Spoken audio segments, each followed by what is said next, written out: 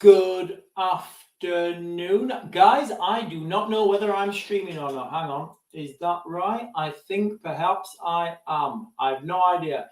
Guys, I think I'm live streaming. Equally, I may just be sat in a room talking to myself. Anyway, guys, what I want to talk about today is this is just going to be a quick test live stream to see if I'm actually streaming, because I genuinely don't know. I want to start streaming live on this platform, see if it, I'm just messing about with the software at the moment and seeing what works.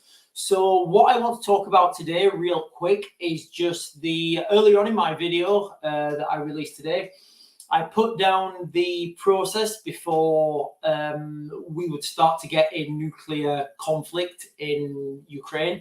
And one of the things I said quite early in that video is I said, before anybody starts lobbing nuclear missiles at each other, there'll be a build-up phase. Of course, they could just go for it, off the cuff, but I don't think they will, because what I don't think people understand is the technicalities and the engineering problems that come with detonating one of these nuclear weapons. So what I think you would see predominantly before this happens is a slow build-up of rhetoric from each side, then weapons tests, then actual nuclear tests, then they'll put these together in ballistic missiles, and then they throw those forwards together. Now, until that happens, I think people are relatively safe, so to speak. But what I do think is the bigger threat is the threat of conventional war. Guys, people talk about these weapons of mass destruction, but how many people have nuclear bombs killed? Now times that, now multiply that or calculate that with, how many people small arms have killed, how many people have, AK-47, AK-74 killed. So when you're talking about weapons of mass destruction, you need to have a step back and think, what do we actually mean by weapons of mass destruction? So there was an article out today, I think. Hang on, where is it? Here we are. And I don't know if I can put this in. I don't know if I can put these in the descriptions to live, guys. Like I said, this is my first live. I'm just testing it out. I don't know what's going to happen. But Putin's options for Ukraine missile response include a nuclear test, experts say. So this was an article from Reuters. Now, London, 13th of September. Vladimir Putin's options to retaliate if the West lets Ukraine use its long-range missiles to strike Russia could include striking British military assets near Russia, or in conducting a nuclear test to show intent.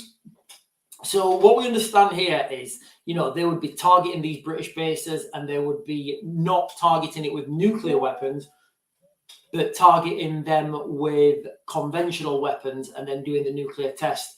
Guys, there's a big build-up towards these nuclear weapons being used. Those of you who are old enough, I'm certainly not, but I've read about it.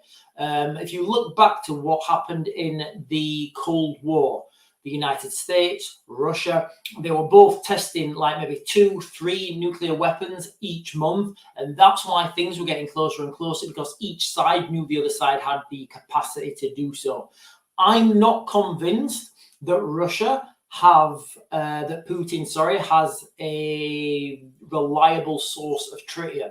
Guys, I've done videos on tritium. If you go check back through my videos, search whatever you do, like tritium supply Russia, and I've said long ago, I don't think Vladimir Putin's able to get enough tritium to service his nuclear weapons. So while he might have, the world's largest stockpile, having tritium is a key component to those systems. So if he can't have that, it's kind of like having 1,000 Ferraris, but having no petrol to put in them. So, yes, he does have a lot of nuclear weapons. Does he have the ancillaries to test them, to maintain them? I'm not convinced. Sorry, I'll continue. As East-West tensions over Ukraine enter a new and dangerous phase, British Prime Minister Keir Starmer, if we think he's the Prime Minister, and for how long, and US President Joe Biden are holding key talks in Washington on Friday on whether to allow So that was the same day. Anyway, weird. On whether to allow Kiev to use long-range ATACMS or British Storm Shadow missiles against targets in Russia. Now, the ATACMS missiles, guys, I think it's Army Tactical Missile System or something. The ATACMS system is not. It's basically an obsolete system, and as I understand it, they don't make missiles for it anymore for the United States. I think that's the way it goes. So, you know, the Storm Shadow missile, I did a video on the Storm Shadow missile itself, and I said why that is going to be an absolute game changer for the Ukrainians. Now, when you think about these long-range drones that the Ukrainians have, they have to be controlled from somewhere, and the parts and the technology and the encryption, it's not up to the highest standards. The Storm Shadow missile, when that's launched, there's no coming back. It doesn't stop. It will continue, and it will hit its target. It's such a sophisticated weapon system. Now, it was developed in 1994. And that was developed from a previous missile that was developed. So this thing, you know, it's got a long heritage. And when we talk about heritage of missiles and people think, oh, what does that mean? It doesn't mean anything. Well, the reality is, like anything, each little evolution, where you put your nuts, where you put your bolts, where the wiring goes, where the fins are, where the ailerons are, where the rudders are, the launch system, everything gets over-engineered over time until you've got what you have now with these Storm Shadow missiles, which are really, really, you know, competent. They fly low to the ground. When they're coming up to the target, they gain altitude. That altitude lets their AI kick in. The AI will then look at the ground with the infrared camera. It will identify the targets that it has had preloaded into it, and it will identify by pictures. So you can't jam it because it's not on GPS. It's going from a picture. It's using its brain inside it. So it will be low to the ground. Then when it gets to the target, it gains altitude. The cameras look down on wherever it's going. It will identify the building or the target, and it will do this with a brain in its computer, so it can't be hacked. There's nothing to hack. You know, then it'll identify it, and then it will come down for a top attack. Very difficult to mitigate against. The only way you can take these things out is if you machine gun them or torpedo them. And then that puts the Ukrainians with another advantage.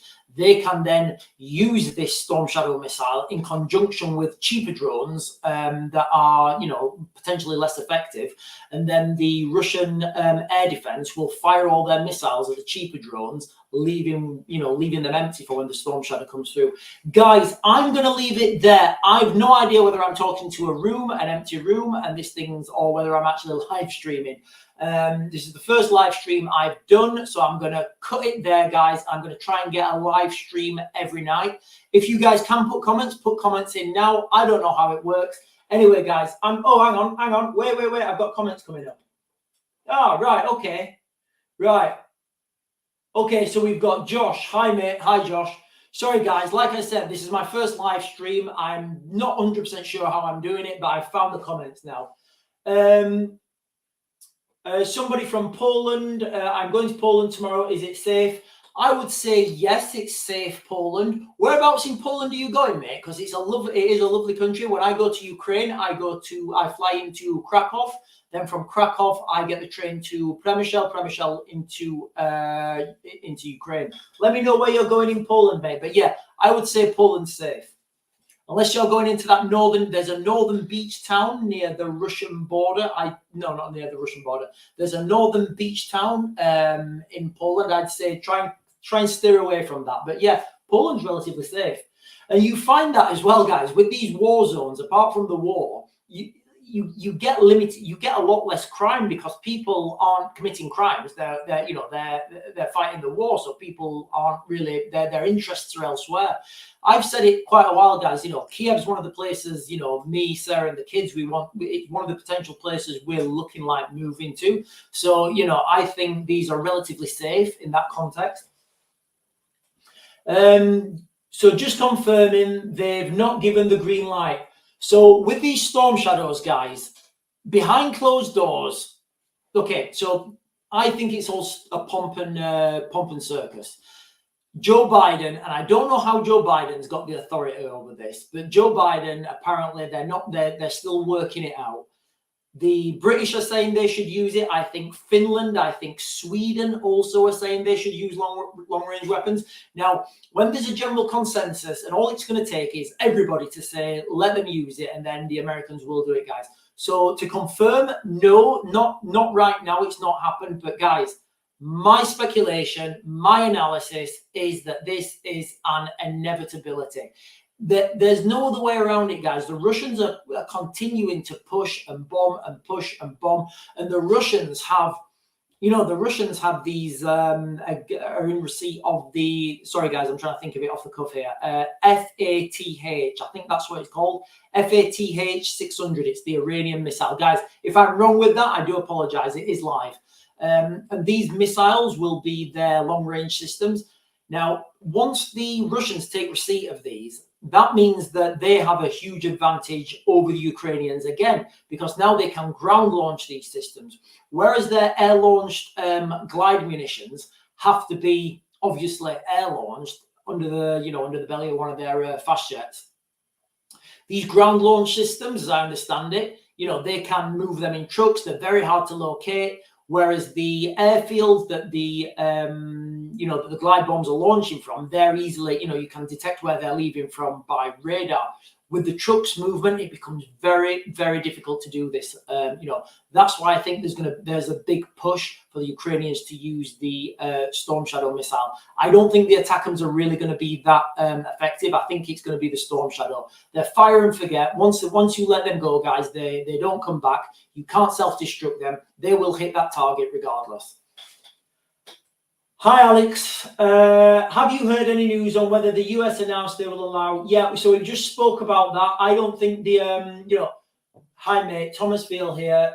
See you loud and clear. Thanks, buddy. This is the first live stream I've done. I don't know how it was. I didn't know how it was going to go. I just thought I'd cuff it, see what happens. I want to get on here quite often. The other platform, guys, our TikTok, guys.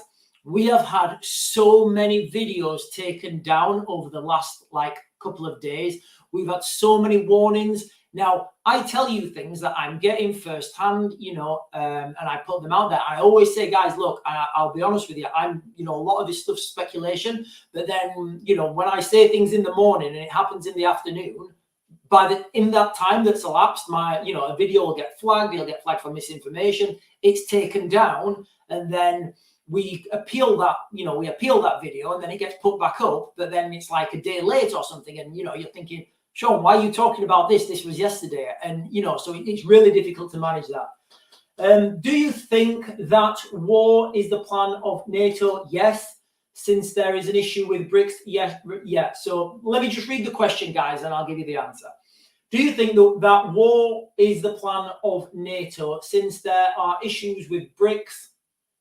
Where BRICS, Russia, Iran, and that escalation of war will end problems between these countries and NATO. So what you've got to understand, guys, is something called Thucydides' trap. Guys, let me just real quick rock this up for you guys. Guys, I'm just going to rock this up. And again, I don't even know if this is going to work. It may cut off. I don't know.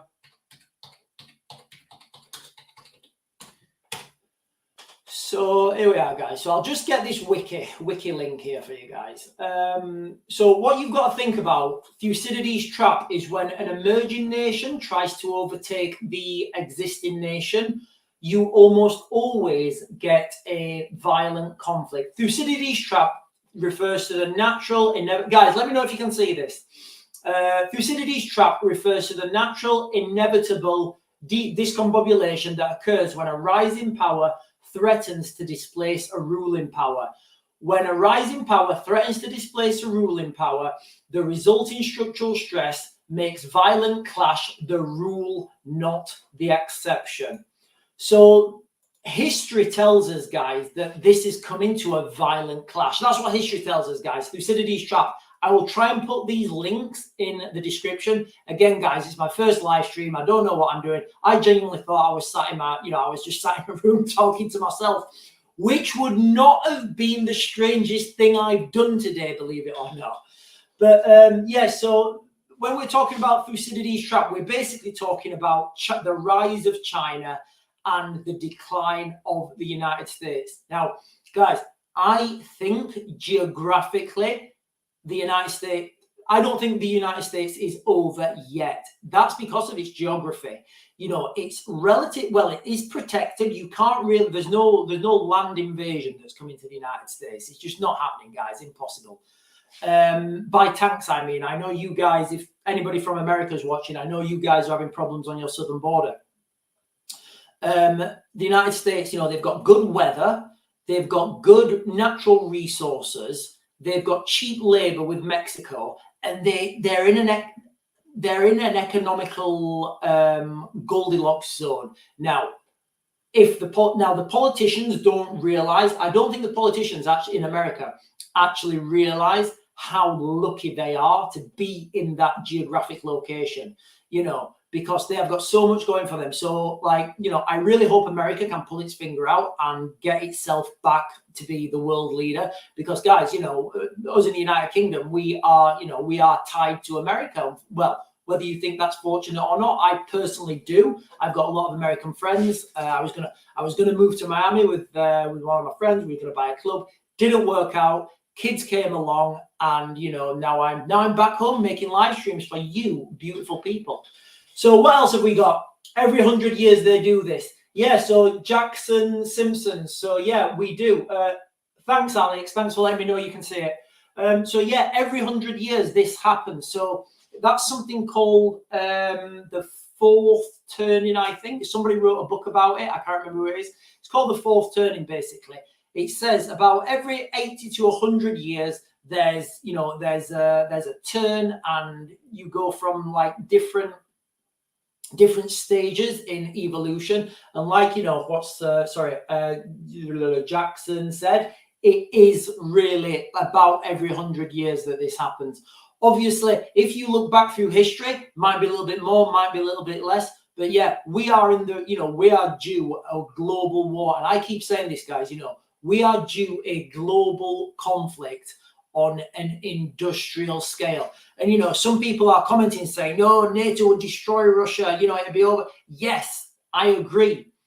NATO military, the infantry, guys, I was in the parachute regiment in the British military and other units after that. But there really is no comparison between a well-trained NATO army and what these Russians are fielding. But that's not the thing. The thing is the long, protracted war of industry, because the Russians know this, and they're not going to fight a NATO war. The Russians are not going to field their infantry against our infantry. They know they'll lose. So what they're going to do, they've got, you know, there's grey warfare, there's asymmetric warfare, there's cyber warfare, there's, you know, subversion. Here in the West, we have been so heavily subverted, guys. It's unbelievable. I genuinely think that Keir Starmer has been subverted, and I think he's been, guys, this is my opinion, all right? And I'll tell you why. So I've done videos on it before, guys, so I'm not going to go too deep into it now. But back in, I think, 86, Keir Starmer went over to Czechoslovakia to do a workers' camp. Now, he was identified by the then KGB, but the Czechoslovakian equivalent, as someone in future who they could exploit. Guys, that is open source intelligence. You can search that yourself. So he's been known to the Russian authorities since the 80s. Now, whether people, you know, whether he's been infiltrated or they've had some, like, I don't know, MK Ultra mind altering program on him, or whether he's just been, you know, gradually subverted over time, it doesn't really matter, because his actions and the way he is now, I think personally, it's absolutely devastating for the United Kingdom, and I think it's devastating for Europe as well, and all the people, all the people that are downstream of the United Kingdom. Hey there, thought it was 80 years. Tesla bot, yes. So the fourth turning is 80 years. You know, I think, I think Jackson was just making 100 years, you know, estimate, but with the fourth turning, yeah, it's about every 80 years or every, it's actually, I think they say a long human lifespan. So about 80, 85 years, yeah. war is cyclical. War is indeed cyclical. Let's go, Ukraine. It is cyclical. It always happens, guys. Now, we have eyes in front of our heads. We are, we are naturally a competitive species. And with that competitivity leads to war each and every time. It also leads to beautiful things, guys. It leads to medical advancements. It leads to, it leads to a space program. It leads to advances in social dynamics. But as a side thing of that, we fight and we have wars. Guys, I've said long ago, I mean, we should stop fighting wars and we should go to space. We should start asteroid mining, and we can put all that pent-up aggression into colonizing stars and taking resources all over that. But it seems like there's no money in that, guys. Nobody wants to do that because we would rather spend our money on bombs and ammunition. I think it was, I think it's Aldous Huxley's, it's either Brave New World or 1984, but I think it's 1984. And they say that, the government spends money on ammunition because it does two things. One, it gets rid of money, so you burn money. Two, that money, a percentage of that money will be profitable, so somebody will be profiting on that. And two, it keeps people busy. So can you imagine it now? World War III breaks out and we're all there, we're packing bullets and we're packing, I don't know what else we're packing, ammunition. All that stuff is going to explode. It is going to literally explode, guys. It's gone. It's finished. It's not coming back. All that time and effort we've just spent for something to explode. It's insane. We could be using that for, building civil engineering projects, infrastructure projects, schools, hospitals, transport systems, but we're not. And it really does look like we're on a road now, guys, that we are not coming. It doesn't look like we can come back from this, guys. I wonder what will happen with advancement of AI regarding wars. So the AI, guys, it genuinely terrifies me. It's one of the things, like, I think one of my first videos on TikTok, I said, guys, be aware of AI. I did a video on, we've got like, for my thumbnails, and I don't know how this thumbnail is going to work either, guys. For our thumbnails, we've got like a software package. It's called Canva or something. It's really good. And I put in on the AI, I put in like Keir Starmer stealing money from old women because I was going to put that as a thumbnail. And then it said, do you want to turn this into a video? So I clicked it and it processed a little bit. And then I had a video then of Keir Starmer, and you could tell it was him. Obviously, I had it in a cartoon style, but it did that in the space of like 30 seconds. Now, can you imagine what kind of AI governments have got? What kind of AI Google has access to? How quickly they can do this. I can remember that film with Arnold Schwarzenegger, Running Man, where at the end of Running Man, they try and get Jesse Ventura to fight Arnold Schwarzenegger, and he's like, no, I'm not doing it, man, I'm not going to die. So then they use AI to reconstruct them both, so they have a fake fight. And I remember thinking that is impossible to do. Well, guess how wrong I was. We're going to get to a stage where we're not going to know what we are seeing. We're genuinely not. We're going to look at the TV. I mean, imagine this now, guys, right? Imagine, and I'm not saying this is going to happen, but imagine now if some deep fake AI got a picture of Vladimir Putin and put him up there and said, and Vladimir Putin was there and he was doing a press conference and he said, today I make war on Western pigs. I will destroy capitalist scum.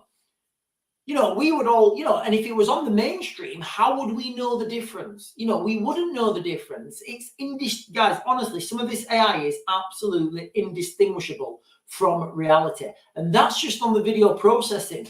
I watched the video the other day, and it was saying that the advances of AI, you'll soon be able to say to an AI, develop me an app that can do X, Y, and Z.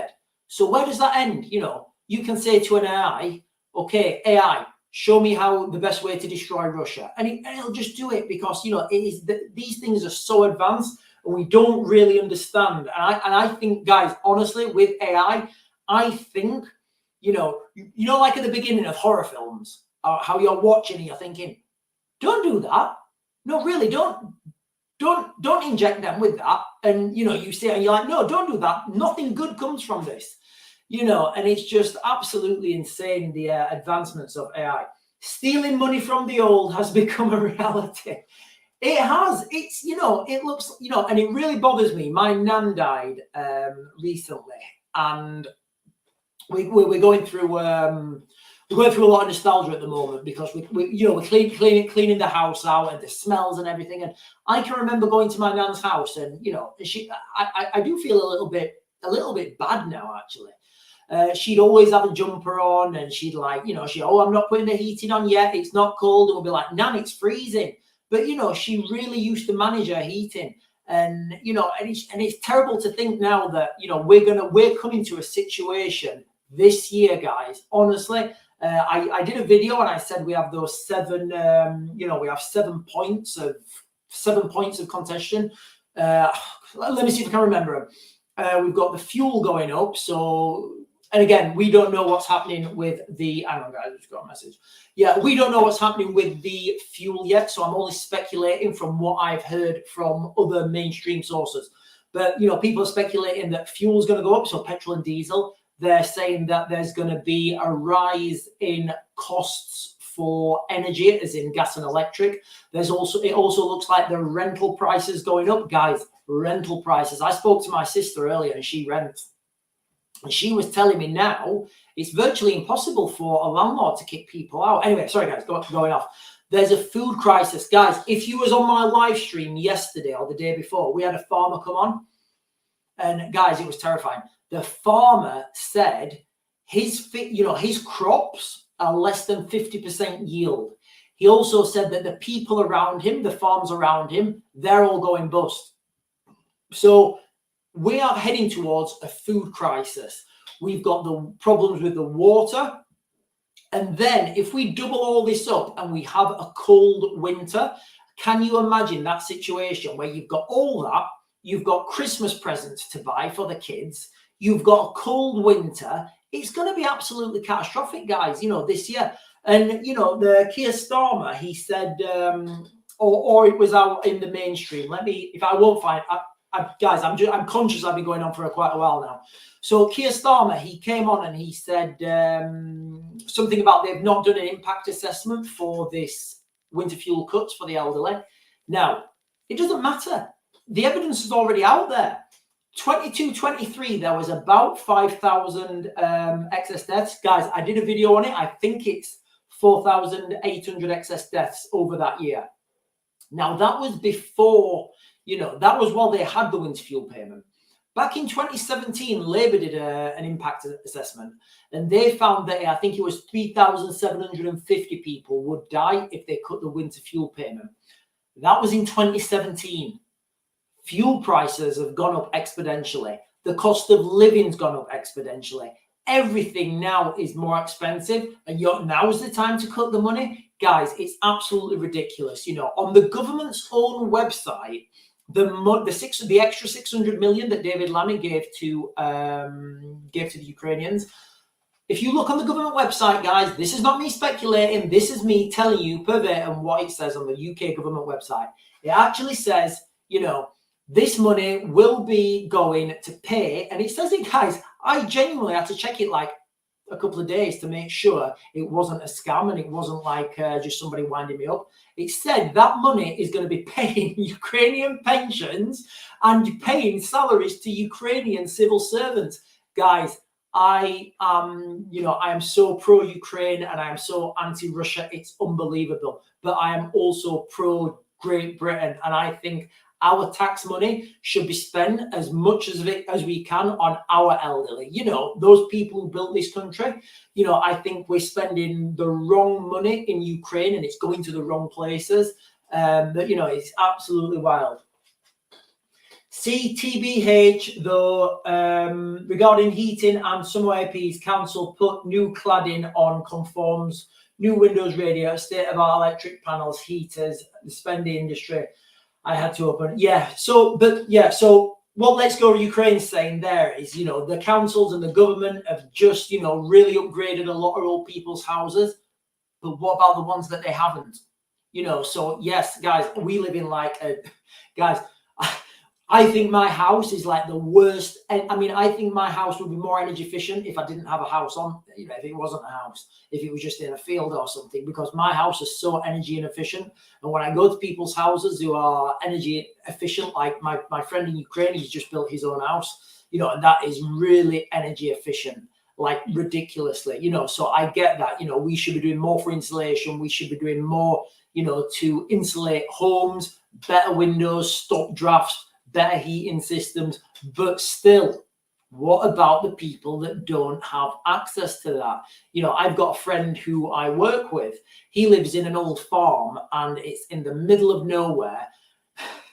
They came out to put him a smart meter and he looked at his electrics. He said, mate, I don't even know how you've got electricity. I'm not touching this. So it was like, right, okay, people won't, so there's a lot of people this won't affect. And these are the people that I feel are going to be the ones, massively affected, guys.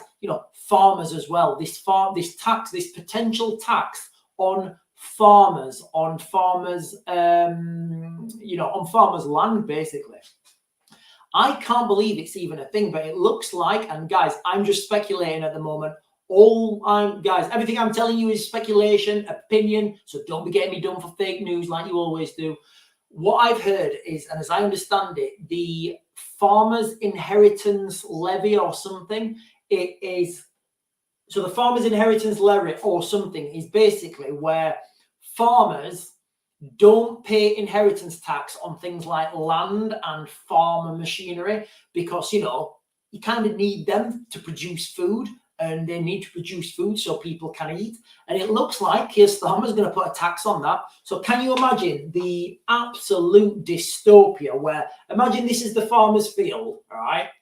And then the farmer dies and he hands it to his son, and then he can only farm this bit now because this bit the government own it. It just seems absurd. I don't know what I'm sure there's method behind it, and I'm sure there's something in it that I'm not seeing. And the media, they're really good at manipulating the words so it sounds a lot worse than it is. So like for example, guys, and I'm not defending any MP here, but I looked at the MPs, these fuel bills that the MPs are supposed to be claiming, and it said Rachel Reeves has claimed 4,000 something, before the fuel cuts went in. Well, yeah, she did, but that was over like 5 years or something. So you're like, what is that, like 900 quid for? And you've got to put that into the realms of legitimacy. Now, I said on a previous video, guys, leadership comes from the front.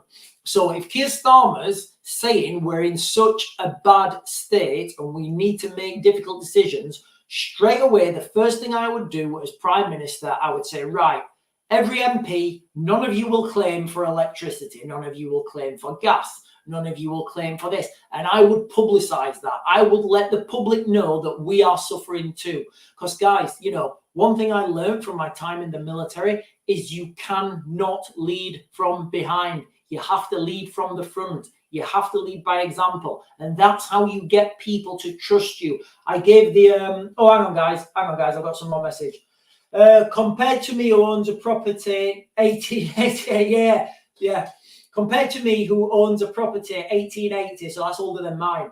In fact, I don't know how old mine is. Sandstone walls. Yeah, I've got sandstone walls as well.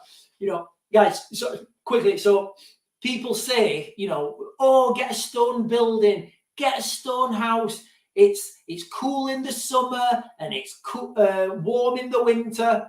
No, it's freezing in the winter and it's boiling in the summer. Guys, that's it. Don't guys, sandstone houses, sandstone cottages, they look beautiful, they look picturesque. But honestly, guys, just be prepared for a heating bill beyond your wildest dreams. Great chat, Laban. Thank you, Malcolm. I appreciate it, buddy. What are your thoughts about the coming UN meeting? Yeah, with the Storm Shadow missiles. Do you think they'll get approved? And do you think Putin is bluffing on World War III? So, okay, so two things there. What about the meeting? So let's go with the first one first then. The UN meeting on the Storm Shadow missile. So the UN are having a meeting. I think it's on the 23rd of this month. Let me just check that out quickly, guys, because I don't want to... Hang on.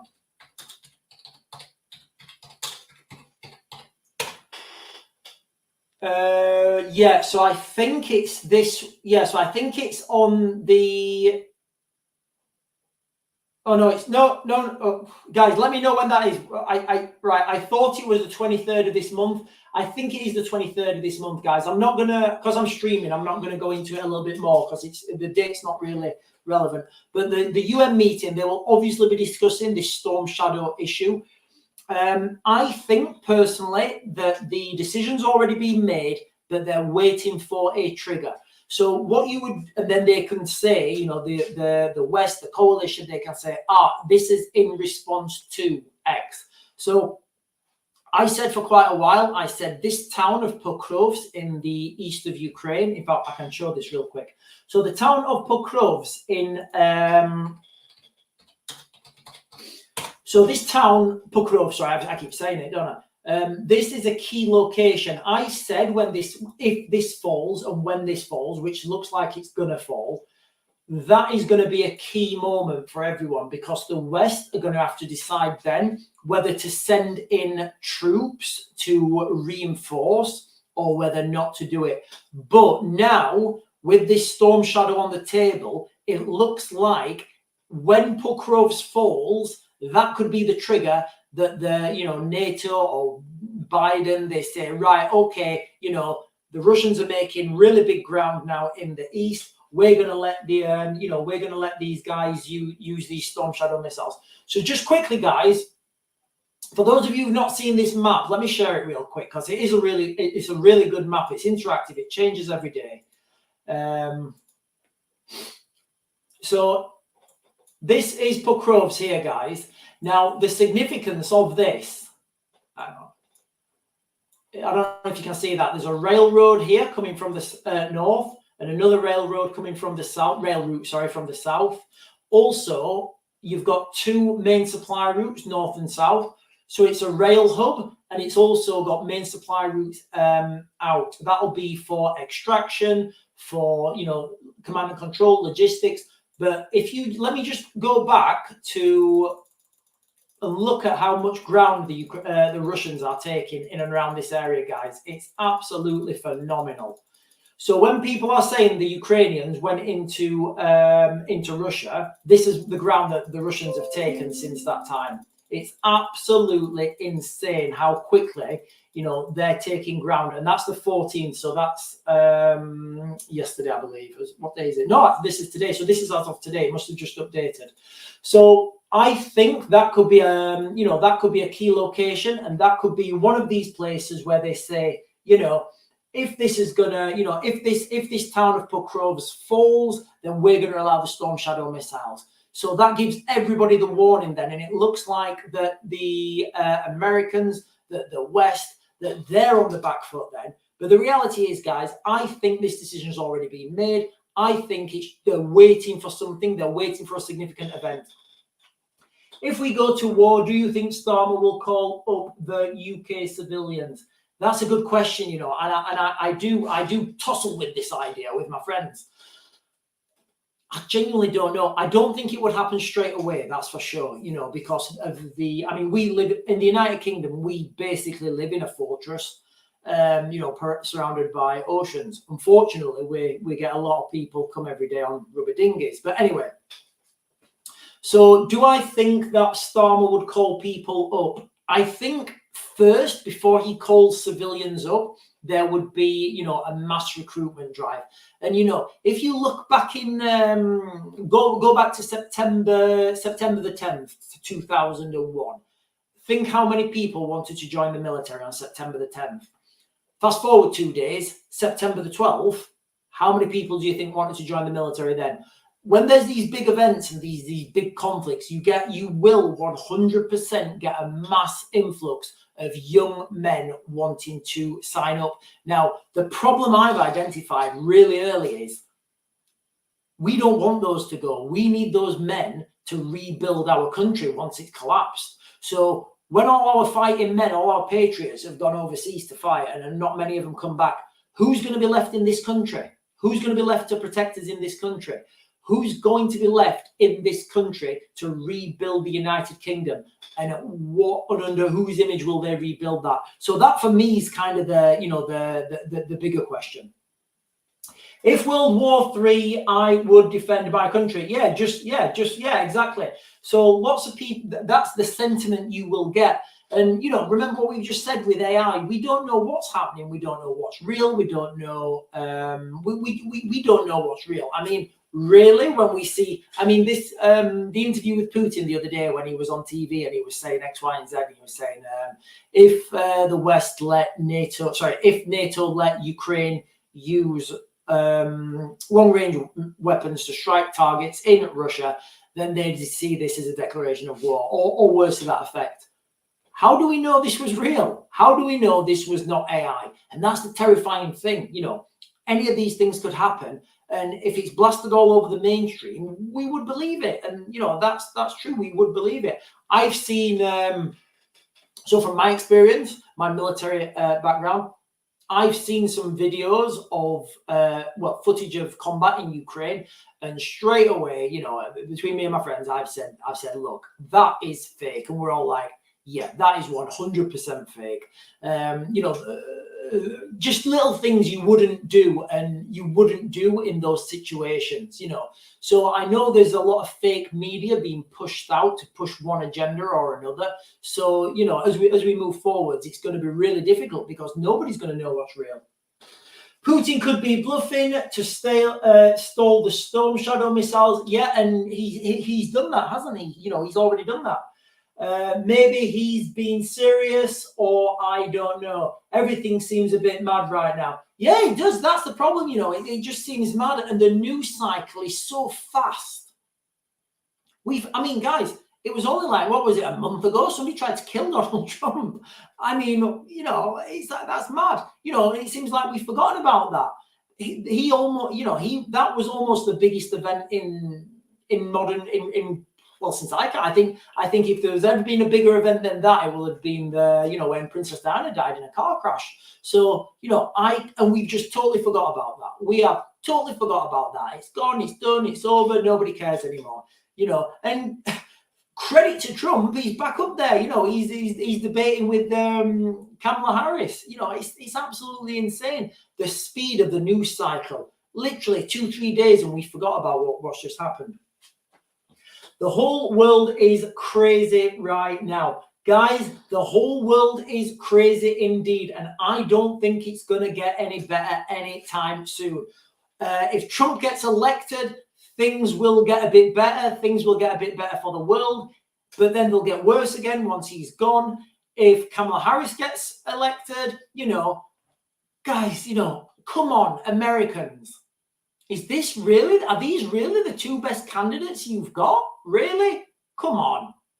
I know sat here in the United Kingdom, we've got we don't have any opposition at the moment. And we've got Keir Starmer, who, he will literally say anything.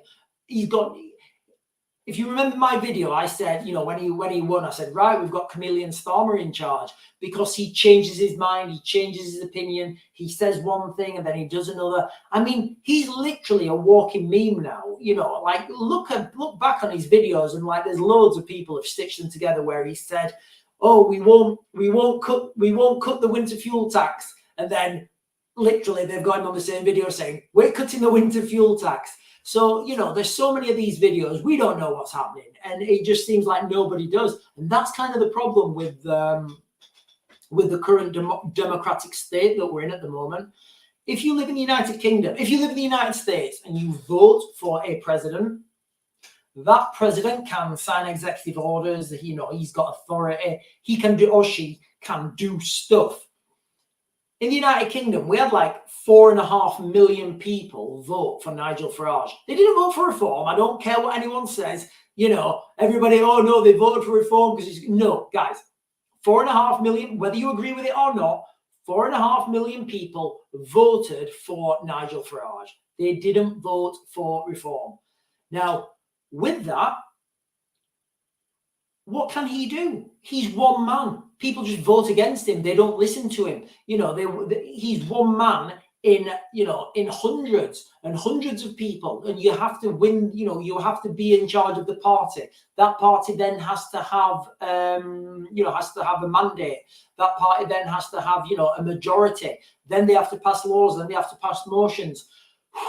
Wow, it takes so long for anything to happen. And each politician, you know, they'll have different different donors, because that's how it works. You know, your politicians have donors, and then those donors, are they just giving money for free, or do you think they want something back? I'll let you guys decide on that one.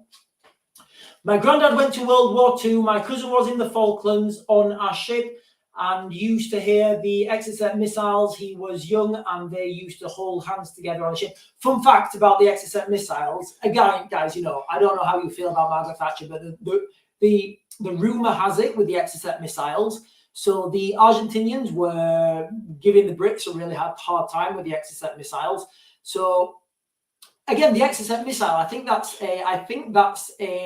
got lineage to the Storm Shadow missile, actually, the way I'm thinking about it now, because I know the Exocet comes in low, then it comes up and comes down. But anyway, so there's some sort of code on the Exocet missiles, a radio frequency or something, that can make them self-destruct or something. That's kind of why the Storm Shadows don't have them. Guys, it's all coming to pieces now, isn't it? We're putting all this together. So, and as I understand it, Margaret Thatcher phoned up the French president and she said, guys, this is in a book somewhere. Go and look at it yourself. Don't take my word for it. This is a speculation as well, allegedly. So apparently Margaret Thatcher's phoned up the French president and said, listen, give me the radio frequencies so I can destroy those Exocet missiles. And she said, or I've got nuclear weapons down there and I'm gonna bomb Argentina and it's gonna be your fault. So that's how she got the, you know, how the Exocet missiles got stopped. Guys, I don't know if that's, check that out for yourself. I'm sure it's true. If World War III happens, US, us here in the UK, we won't see what happens apart from, online media. But how would World War III affect us today in the UK if things kicked off? Cost of everything would go up. I think diesel would be taken off the shelf straight away. I think all the diesel would go to the military. I think we would be put into a war economy by which they'd say, right, okay, you lot there, you I don't know, you guys that are unemployed, you now work in this factory. You'll pack this ammunition. You guys will mine this, and we would just move into a war economy.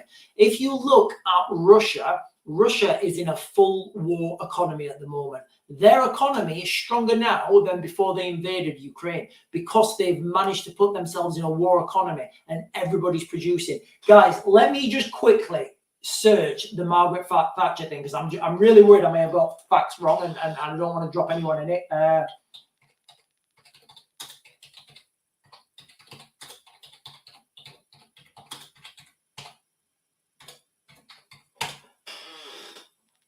Yeah, right. Let me, I'll just share the headline here with you guys and then you can check it out yourself. So,